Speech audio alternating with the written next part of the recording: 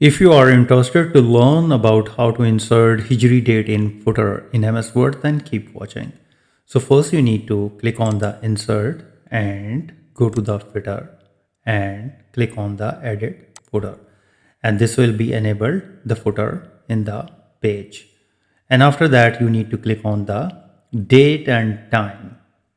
Click on that, and here you need to select the language and select the Arabic Saudi Arabia, and in the calendar type you need to select the Hijri, and here is the available formats, and select the format which you want to prefer and click OK, and make sure this update automatically should be checked. So click OK, and here is the Hijri date is inserted in the footer section.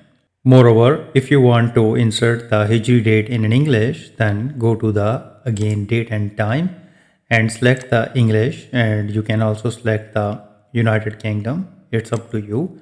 And here you need to click down calendar type, click Hijri, and here is the English Hijri date. So select the available formats and click OK.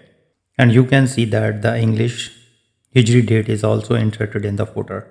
So this is quite simple and easy. It's not a big science. So if you think this video is helpful and you have learned something new, please support my channel. Thanks for watching.